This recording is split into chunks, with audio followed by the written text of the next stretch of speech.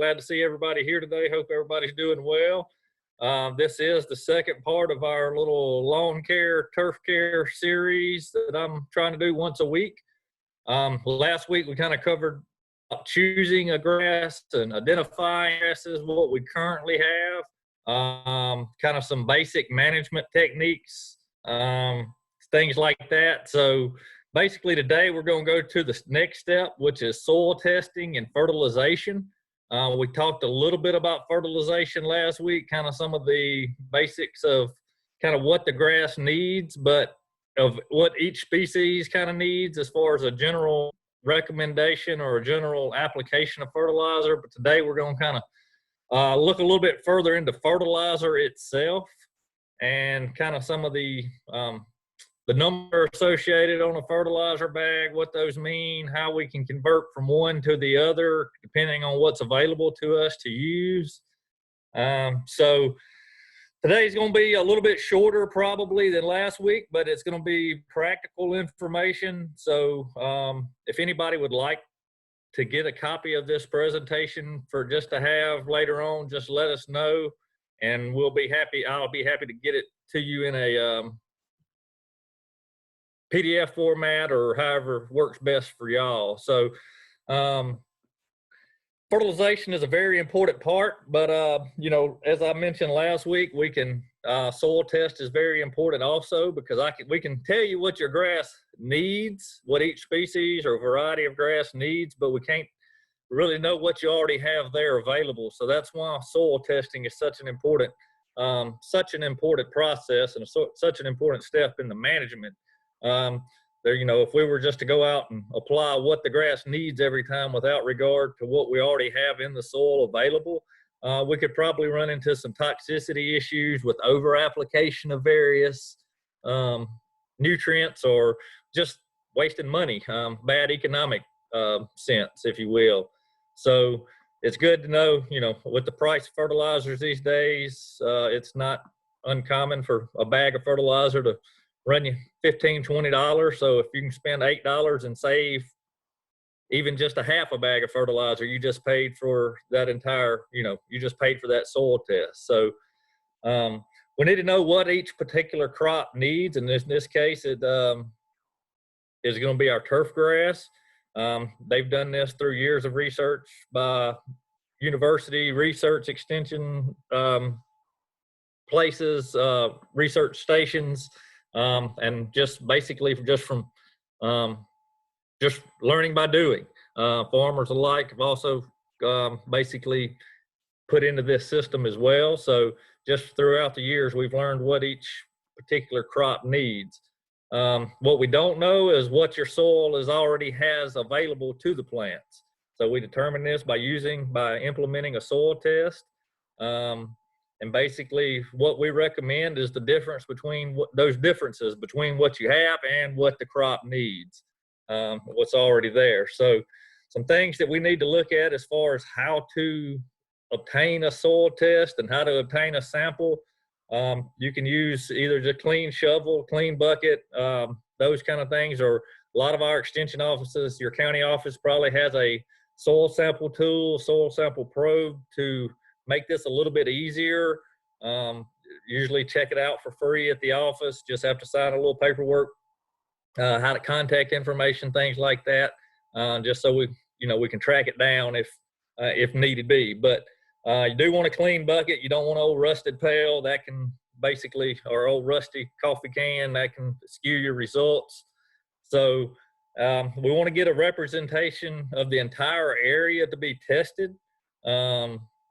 So basically, we don't want to go out in the middle of the field and take one shovelful or one out of the yard and take one sample, a big sample from the middle of the yard or the area that we look to test. We want to take a representation, small samples, 3 to 5 inches deep, from underneath the soil, underneath the grass, I mean.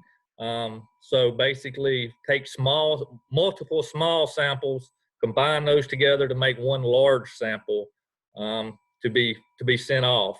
The submission form, and I still got $6 on there. It is actually $8. You can and a submission form, which is available at your local county office. It is $8 now again, not 6. But basically you can pay this. There is an online portal system now where you can pay online and fill out the submission form online. And then basically all you have to do is drop the sample off at your local extension office for them to mail, or you can feel free to mail it yourself. So pretty simple process. Again, kind of we just want to take random samples throughout the area, basically walk a W pattern or just a zigzag pattern, kind of, you know, just not a, don't look and say, well, there, you know, don't walk in a straight line or anything like that. Typically straight lines are kind of where rows were if you're sampling a garden. So you could run into some, if you applied fertilizer in bands, you could run into some issues there.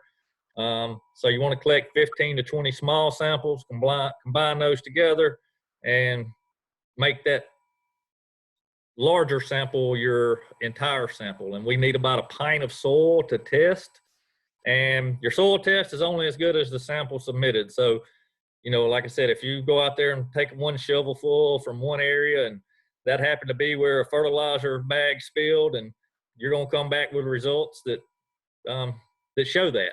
It's going to not have a large pattern, you know, it's not going to make a recommendation for the right nutrients to help the other areas that may not have received that same amount, or may have been where you piled up some lime or something. So just get a good sample is the big thing there. So, and you may want to sample different areas separately depending on your situation. You know, if it's pretty uniform, your soil is uniform in color, in basically, you know, in texture, anything like that. Now, if you've got, you know, we recommend kind of doing the top of a hill, the side of a hill, and the bottom of a hill, testing those areas separately, because basically you're going to have different erosion, and over time those areas are going to just have different needs. So, you know, we do recommend doing that. But again, you know, so if you've got a 1/10 of an acre home lot or a 1/4 of an acre or something like that in a subdivision, you know, you can typically get away with one sample. You just want to walk around to your front, your back, your side, any side yard, something like that, to include all of those areas in the one sample. But you may want to do separate samples considering the cost. And you know, you also may have one area that's doing fairly poorly or one area that's doing extremely well and compared to the other. So you may want to test the good place compared to a bad place and see if there are any differences as far as nutrient loads or things like that, so we can rule out that area before kind of going digging deeper and seeing if it's maybe compaction issue or something below ground going on, or even above ground if it's, you know, shade, something like that. So just something to think about.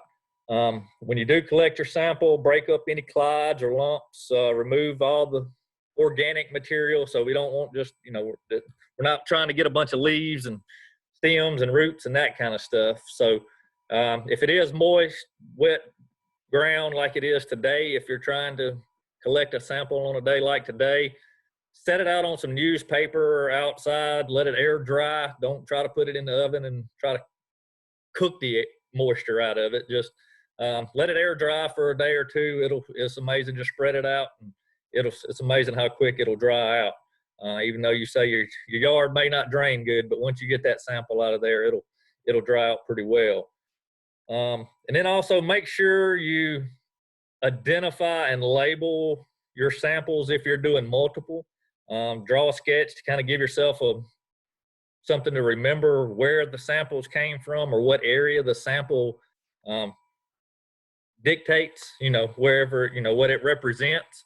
So you don't have to be like, oh, well, was this one over there or was this one that? Just make it pretty clear and concise as to where it came from. So that way it's easy to go back and say, well, this is exactly the area this sample represents. Makes it a lot easier.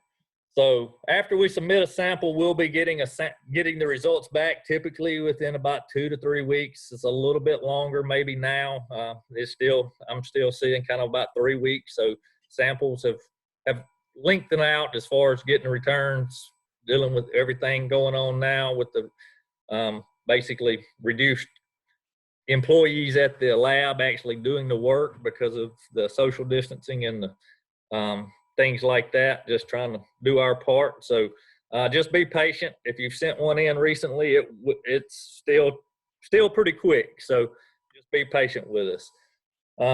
So once we get the sample back, basically we're going to get the results back. I kind of got this a little bit out of order here. I meant to add that to us later, but we'll go back and look at that. But this is basically what you will see if you do a lawn grass or turf grass or lawn, something like that. I know it says home vegetable garden up there at the top, but it's basically the same results. It'll just say centipede or Bermuda, whatever it is, whatever type of grass you're growing, instead of home vegetable garden up there at the top. So this is a very representative of what you'll get in return for your results. We'll kind of start at the top. It'll have your name and address. I've got this one blocked out up there because this was an actual soil test for my gentleman here in Lamar County. It'll have your crop, so it'll have the crop code that you selected on when you submitted your sample and filled out your submission form. Then it'll have a lab reference number. This is just for in-house use. It doesn't really mean anything, or the field ID number. So then you'll get down to the laboratory results. This is the meat and potatoes of the whole thing. This is what you're interested in. And that first one, the soil pH, is probably going to be one of your, if not the most important of all of these figures that you see on here. You see how soil pH is 6.4. So in this instance, if you scroll down just a little bit, it says pH of soil is slightly acid, no lime recommended for this crop. So that 6.4 is within the recommended range for that particular crop, which is on this one is a home vegetable garden, but that is a pretty good level for anything that you're trying to grow, more than likely, whether it be a lawn or a vegetable garden, unless it's something that just blueberries or something like that that requires that would typically likes a much more acidic soil. So we'll just kind of walk through these. The phosphorus, potassium, you'll see most of these are going to be your macronutrients that are used in higher amounts within the plants. So don't really do a lot of micronutrient testing, just because they're typically used in such low amounts that it's not required, that there's typically not an issue with that. I'm pretty sure we could, if we needed to, we could test for those. Maybe an added cost, but typically it's not an issue. So basically just starting with the top, phosphorus. The important thing to look at here is not the numbers beside it, because those are going to change whether it's high or low depending on the soil type, basically. So the important thing to look at is what's in parentheses, the very high, low, medium, very high, high, whatever it may say. Those are what you really want to pay attention to. Not so much the pounds per acre, but just what's over to the right of it in parentheses. So again, the pH is one of the most important pieces, and pay a little attention to the actual numbers. More important is the ranking. Very high, so you see here, kind of explains what each one of those means. Very high means no response to additional nutrient is expected. So if you have a very high, just like in this instance on phosphorus and magnesium, you're probably not going to see a response by the plant if you apply more of that product. So obviously there's no sense in paying for that additional nutrient. If you're not going to see a response for it, save your money, put it on something that you're going to see a response from, or use it for something else. But high, typically no response unless you're in a high stress situation or you're trying to get a very high yield. Some of these row croppers, they're trying to get a very high yield out of their soybeans or their corn, field corn, grain corn, something like that, where they're trying to push it as high as they can. They will still, even though it's high, they may still apply that nutrient. I forgot to do the medium too, but it also says a response would be expected at normal yield levels. So medium is kind of the point where you kind of want to start applying these nutrients at at the recommended levels. So low or response to additional nutrients would be expected at any yield level. So, you know, even if you don't have high expectations for that plant, even if you have a low amount available, you can still see quite a bit of yield improvement. So, and then very low typically means the plant would probably not survive because of that lack of that nutrient. So that may be a lot of issues I see come from that. Typically, it's more or less potassium the one that can cause the issues, but it can be any nutrient for that matter. So you can see here on this soil test, basically the total soluble salt's low. That is a good thing. You don't want high salt load in your soil. So that's one you want to see is low. Calcium, again, that's not a very important number to look at, even though it doesn't have high or low. Typically, what the calcium does basically is based off of the pH. So if the calcium is low, typically there will be a lime recommendation that will supply that calcium to the plant or to the soil. So that can be remedied by basically applying lime. Which, getting to lime, we typically want to apply that 3 months prior to our plant, but that is optimal, but any time is better than never. One thing I see a lot of is people coming to me and saying, would you buy, you know, I need to fertilize, or I want a lime, but I need to fertilize. And I'm like, well, I would spend my money on the lime before spending my money on the fertilizer, just because of, you know, you're out there fertilizing, and if the soil conditions aren't right, then basically you're just putting out fertilizer for nothing, because the plant's not going to be able to use it or acquire it because it's going to be tied up by the soil. So lime comes to us in a variety of ways. We have basically what's called agriculture lime, which is basically a kind of a raw product. It's got you know, it's got a mixture of different particle sizes. It's got the fine powders. It's got the larger little grains of basically sand size, and then it's got the bigger chunks or the rocks. And basically the way that works is the finer material starts working basically immediately, and then the larger, coarser material kind of takes more time to start reacting with the soil. So you see a kind of a longer window of activation, or a window of where it's actually doing its job. You have a more sustained reaction with some of the more agricultural limes than you do, say, the pelletized lime, which is basically just the powders that have been glued together and extruded through a process. So basically you have a big flush of lime being available, but it acts quickly, but it doesn't have a sustained reaction like the agricultural lime does. So we get the way we kind of tell that is the RNV, or the relative neutralizing value. And basically that comes into effect. They measure out the particle sizes as well as the CCE, which is the calcium carbonate equivalent. They take those numbers and they put them in a formula, and it gives us a relative neutralizing value. So with this relative neutralizing value, that tells us basically how much of that product is going to work, is going to be doing the job of the lime. So some instances, depending on the product, slag lime, for instance, is a little bit less pure product. So our recommendations on our soil test are based off of 100% RNV. So basically, if you have an unpure product, you may have to apply more of a lesser product to equal the full 100%. So basically, if you get results back that say you need to apply 1 ton of lime per acre, and the product that you're using is a 90% RNV, you need to take that 1 ton, which is 2,000, and divide it by the percent RNV, which is 0.9.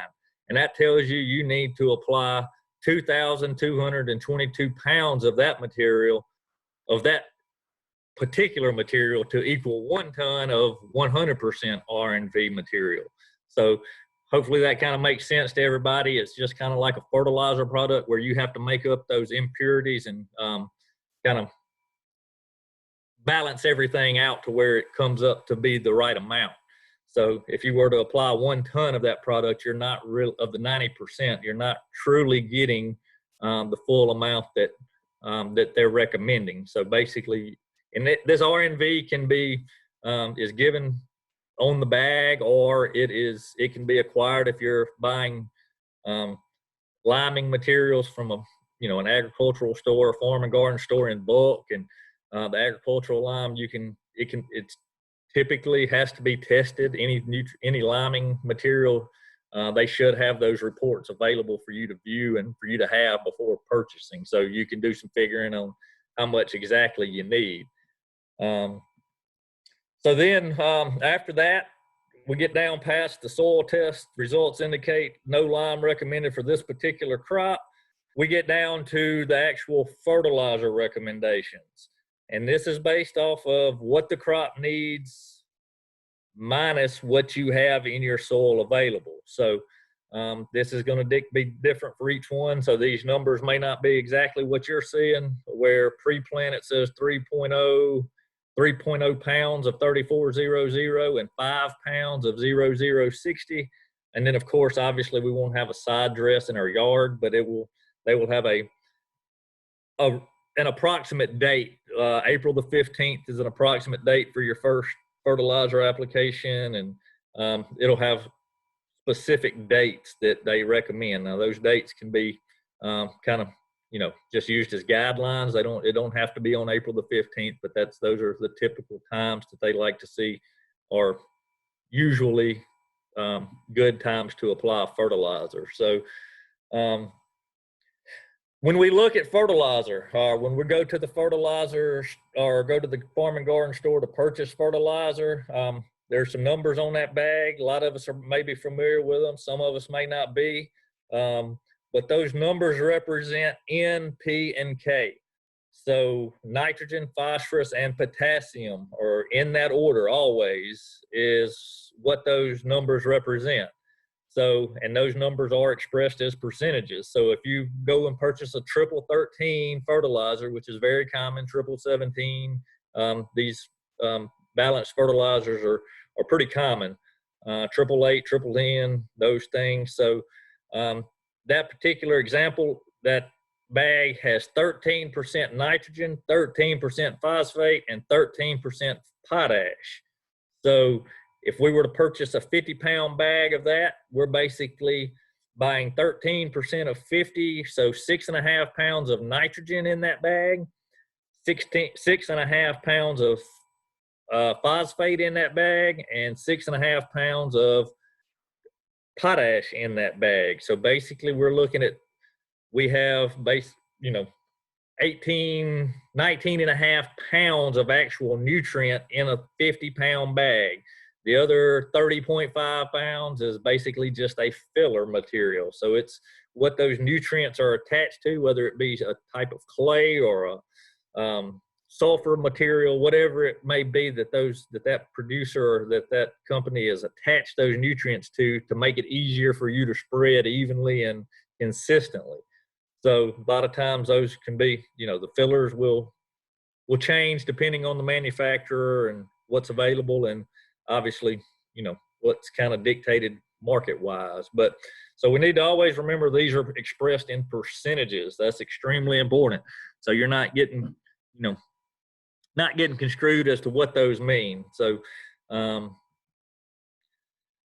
when we look at that soil test, it tells us to apply 3 pounds of 3400. So that is actual 3 pounds of product. That's not 3 pounds of a particular nutrient. So it's important that we know the difference between pound of product and the pound of nutrient. So a good way to figure out how much product you need, or the poundage of the product, is to take what you want and divide it by what you have. So if we want to apply, in this example, if we want to apply 1 pound of nitrogen per 1,000 square foot, and we're going to use a 3400 material. So in this instance, what we want is 1 pound. What we have is 0.34 pounds, or 34%, which is the 3400. And that comes out to 1 divided by 34, basically 3 pounds of 3400 product per 100 square feet, or 1,000 square feet, or 100 feet of road, depending on the situation. So whether you're in a row crop or lawn or a home garden, something like that, you may want to do it per row. So in this other example, we look here, we needed 5 pounds of 0060.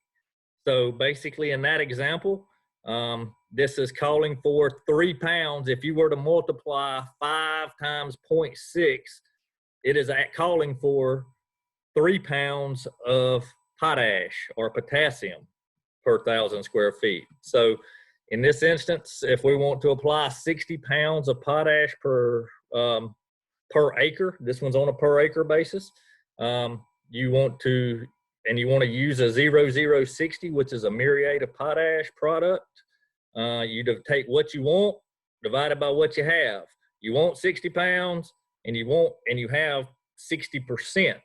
So 60 divided by 0.6 equals 100.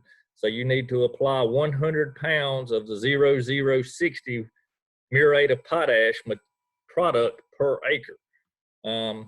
I know that can get a little confusing, but again, it's pretty simple math. Just takes a little bit of pencil and paper to figure it out, and just it's not as complicated as it is once you kind of start thinking about the numbers and what they mean and that kind of stuff. So when we're looking at fertilizer, we want to make sure that we're buying the nutrients and not the filler material. So again, we've all got a calculator in our pockets that we use to call people with on a daily basis. So if you're standing at the farm and garden store or Lowe's or somewhere like that, do a little math real quick and figure out which one is the best buy, because it's not always the one that's the cheaper price.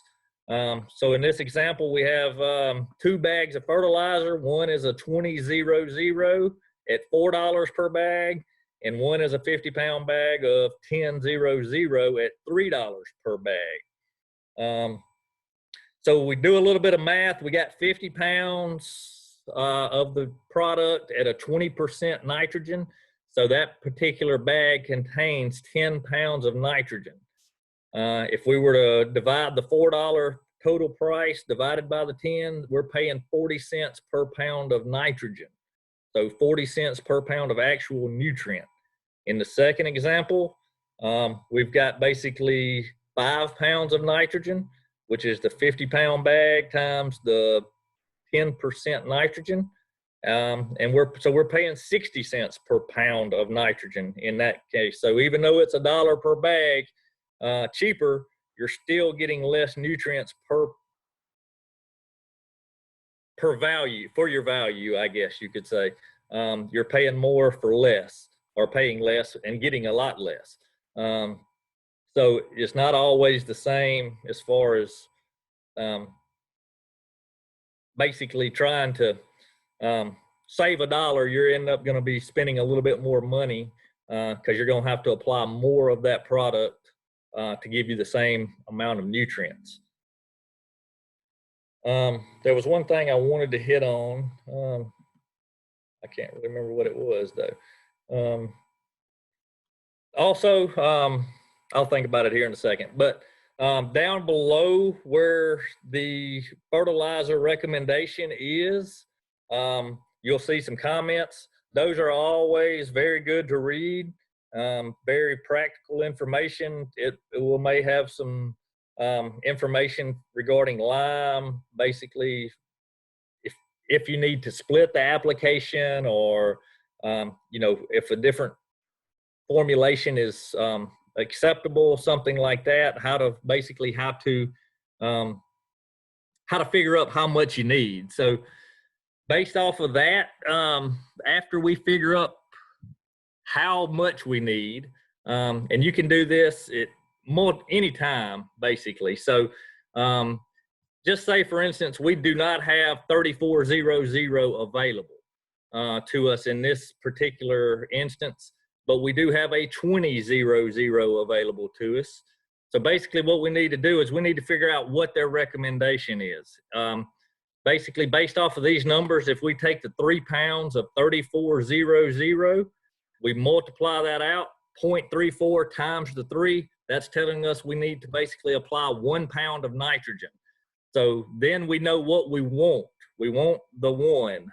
And then since we don't have the 3400 available, but we do have a 2000 available, we will take that 1, divide it by the 0.2, which gives us 5. So to adjust for our fertilizer we have available from a 3400 at 3 pounds, we now need 5 pounds of that new 2000 material to give us the same amount of nutrient as that 3 pounds of 3400 would be supplying to our soil or to our plant. So we can kind of go back and forth from different fertilizers to any numbers we want from based off of that. So this particular pre-plant is telling us to put out 1 pound of nitrogen and 3 pounds of potassium. So based off of those numbers, we can decide, or we can choose any fertilizer that's available to us or any mix of fertilizer and figure up how much of that particular fertilizer we need to use to give us the same amount of nutrients as this, even though these particular ones that they recommend may not be available to us. So it's easy to go back and forth. Just takes a little bit of pencil and paper again. So once we do that, we got to figure out our area. I know a lot of us remember this from basic high school geometry or whatever, anything like that, or basic math. This is just, but we may have to combine depending on the shape of our lot or the area that we're trying to test. We may have to combine or split our yard up into multiples of these to kind of get basically a good area calculation. So we may have to take a circle and split it in half, just to kind of combine multiple of these to really get a good area. And that's extremely important, to have a good area calculation and not over apply or under apply, to have a pretty consistent and pretty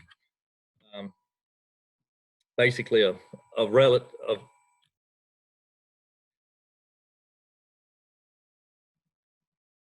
So after that, basically we want to start applying our product. So a good hand spreader or push spreader works great in most lawn instances. So, unless you're trying to do a pasture or something like that, unless you have a extremely large lot, typically a little push spreader will work fine. So we recommend that you do it in 2 separate directions, either north and south, east and west, or something like that, left to right, and then up and down the yard. You don't want to do it all in one area, or in one direction, I should say. Kind of like this one over here on the right. It kind of looks like either they had this picture, they either had a malfunctioning drop spreader or they didn't go 2 directions. So basically you want to go out 2 directions at half the rate.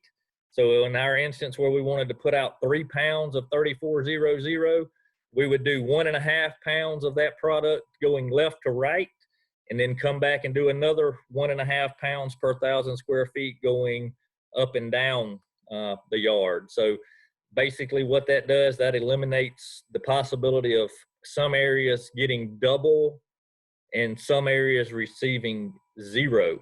So basically everywhere will get either 100 or basically maybe 50% at the least. So doing it in 2 directions is a very, very smart move.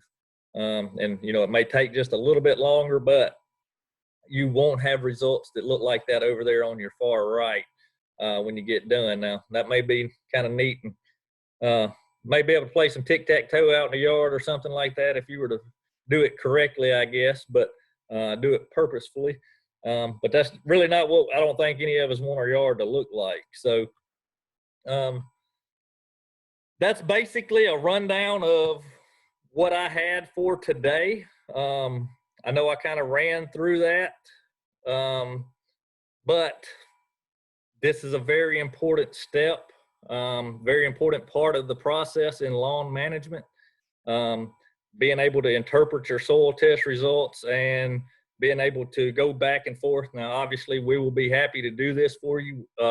Wherever you basically, the county you live in or the county you submit your sample to, we'll be able to access your report as well. So if you have any questions from a soil test, call the office in the county in which you live. They'll be able to access it online, look at exactly what you're looking at, and do some math for you. If it's, just something you don't feel like dealing with or don't quite understand it, we will be more than happy to interpret the results, help you interpret the results. That's what we're here to do. With that being said, this is my contact information. We do have a Facebook page as well as an Instagram and my email. If you have anything in particular regarding your lawn, obviously would like for you to talk with not telling you to bypass your county agent by any stretch of the imagination, but feel free to contact me, or if you'd like to contact them, and I'll be happy to talk with them about it if they can't answer your question. But